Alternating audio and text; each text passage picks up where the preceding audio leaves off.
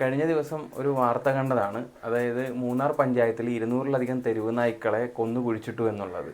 അത് കേട്ടപ്പോഴത്തേക്ക് ശരിക്കും പറഞ്ഞു കഴിഞ്ഞാൽ വല്ലാത്തൊരു ബുദ്ധിമുട്ട് തോന്നി. കാരണം എന്താണ് മനുഷ്യൻ ഇത്രയും ക്രൂരനായി പോകുന്നത്? കാരണം തെരുവ് നായ്ക്കളിൽ പലരും അക്രമാസക്തരായിട്ടുള്ള തെരുവ് നായ്ക്കളുണ്ട്, ഓക്കെ, ഞാൻ സമ്മതിക്കുന്നു. എന്ന് കരുതി അതിന് ഈ കൂട്ടക്കൊലയാണ് ഒരു പരിഹാരം? അങ്ങനെ നോക്കുവാണെങ്കിൽ മനുഷ്യന്മാരുടെ ഇടയിൽ നല്ലതും ചീത്തയായിട്ടുള്ള ആൾക്കാരുണ്ട്. ഈ പറയുന്ന 75-80 കഴിഞ്ഞ പ്രായമായവർ പോലും കൊച്ചു പിള്ളേരെ പീഡിപ്പിക്കുന്നവരൊക്കെ ഉണ്ട്. എന്ന് കരുതി എല്ലാ പ്രായമുള്ളവരെ നമ്മൾ കൊന്നുകളയുവാണ്. അതുപോലെ നമ്മുടെ നാട്ടിൽ നല്ല രീതിയിൽ പാമ്പുകൾ കൂടിയിട്ടുണ്ട്. ഈ കൂടിയിരിക്കുന്ന പാമ്പുകളെ എല്ലാം റെസ്ക്യൂ ചെയ്തിട്ട് പത്തനംതിട്ട പോലുള്ള വനമേഖലയിലാണ് കൊണ്ടുവന്ന് ഉപേക്ഷിക്കുന്നത്. ആ പാമ്പുകൾ തന്നെ തിരിച്ച് പിന്നെയും മഴയും കാര്യങ്ങളും വരുമ്പോഴത്തേക്ക് വെള്ളത്തിൽ ഒലിച്ച് ഇപ്പം ഞങ്ങളുടെ നാട്ടിലാണെന്നുണ്ടെങ്കിൽ കനാലുകളിലൊക്കെ വീണ്ടും പ്രത്യക്ഷപ്പെടുന്നുണ്ട്. അപ്പോൾ അതിനെ ഒന്നും ആരും കൊന്നു കളയുന്നില്ല. എന്നാൽ അതാണ് മനുഷ്യൻ ഏറ്റവും കൂടുതൽ അപകടം വരുത്തുന്നത്, അല്ലേ? പക്ഷേ തെരുവ് നായ്ക്കളിൽ ഇപ്പോൾ 200 നായ്ക്കളെ കൊന്നു എന്ന് പറയുന്നത്, ഈ 200 നായ്ക്കളിൽ അക്രമാസക്തരായിട്ടുള്ള നായ്ക്കളും കാണാം, അതുപോലെ അസുഖം വന്ന നായ്ക്കൾ കാണാം, അസുഖം ഇല്ലാത്ത നായ്ക്കൾ കാണാം, ഈ പറയുന്ന രീതിയിൽ പേ ഉള്ള നായ്ക്കൾ കാണാം, പേ ഇല്ലാത്ത നായ്ക്കൾ കാണാം. എല്ലാവരെയും കൂടെ കൊന്നിരിക്കുക. അപ്പം ഒന്നോ അല്ലെങ്കിൽ ഒന്നിലധികമോ കൂട്ടത്തിലുള്ള നായകൾ ഇങ്ങനെയുള്ള ഒരു അക്രമം കാണിച്ചു എന്ന് കരുതി ആ ഏരിയയിൽ നല്ലതും ചീത്തയുമായിട്ടുള്ള എല്ലാത്തിനെയും കൂടെ കൊന്നുകളയുന്ന ഒരു നടപടി ശരിയായിട്ടൊരു നടപടി അല്ലല്ലോ. അത് എന്ത് തന്നെയാണെന്നുണ്ടെങ്കിലും മനുഷ്യന് മാത്രമല്ല ഭൂമിയിൽ ജീവിക്കാനുള്ള അവകാശമുണ്ട്. ഈ പറയുന്ന ജന്തുജാലങ്ങൾക്കൊക്കെ ഭൂമിയിൽ ജീവിക്കാനായിട്ട് അവകാശമുണ്ട്. അപ്പോൾ ഈ വാർത്തകൾ വന്നപ്പം ഈ വാർത്തകളുടെ എല്ലാം കീഴിൽ ഞാൻ കണ്ട കമൻറ്റുകളാണ് ചെയ്തത് നന്നായി, മൂന്നാർ പഞ്ചായത്തിന് ഇരിക്കട്ടെ, കുതിരപ്പവൻ അങ്ങനെ ഇങ്ങനെയെന്നൊക്കെ പറഞ്ഞു. അപ്പോൾ ഇവർ ചിന്തിക്കുന്നില്ല, മനുഷ്യത്വം മരവിപ്പിക്കുന്ന ഒരു കാര്യമാണ് ആ പഞ്ചായത്തിലുള്ള ആൾക്കാർ ചെയ്തിരിക്കുന്നത്. ആ ചെയ്തിരിക്കുന്ന കാര്യങ്ങൾ ഇത്രത്തോളം സപ്പോർട്ട് ചെയ്യേണ്ട ഒരു നല്ല കാര്യമല്ല.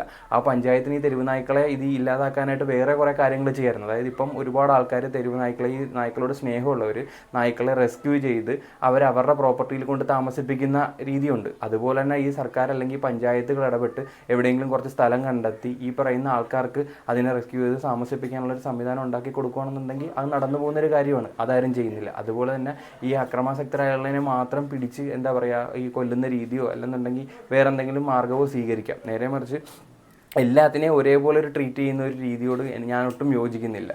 അതുപോലെ തന്നെ എന്താ പറയുക, ഈ പഞ്ചായത്തുകളാണെന്നുണ്ടെങ്കിൽ ഈ പറയുന്ന റെസ്ക്യൂ സെൻ്റർ ഓപ്പൺ ചെയ്യുകയാണെന്നുണ്ടെങ്കിൽ അത് വളരെ നല്ലൊരു കാര്യമായിരിക്കും. പിന്നെ ഈ തെരുവ് നായകൾ ഉണ്ടാകുന്നതിൽ ഏറ്റവും കൂടുതൽ നമുക്കൊക്കെ അല്ലെങ്കിൽ മനുഷ്യന് തന്നെ വലിയൊരു പങ്കുണ്ട്.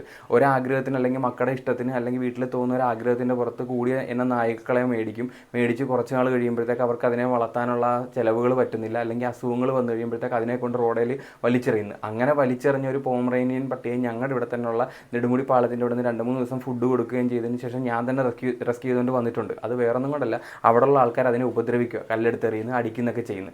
അങ്ങനെ പല പ്രാവശ്യം ഇത് കൊണ്ടുവരുമ്പോഴത്തേക്കും പിന്നെ അതിനെ പ്രതിരോധിക്കാൻ അത് അക്രമാസക്തനായി പോകും. അതിന് കുറ്റം പറയാൻ പറ്റത്തില്ല.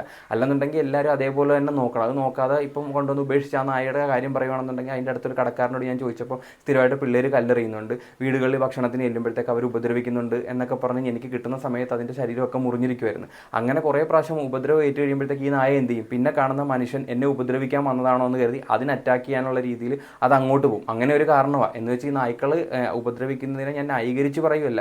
ഈ പറയുന്ന രീതിയിൽ അപകടകരമായിട്ടുള്ളതിനെ കണ്ടുപിടിച്ച് അതിനുള്ള പരിഹാരം കാണുക. കൊല്ലുകയാണെന്നുണ്ടെങ്കിൽ അത് ചെയ്യുക. മൊത്തത്തോടെ ചെയ്യുന്നതിനെതിരായിട്ടേ ഞാൻ സംസാരിച്ചിട്ടുള്ളൂ.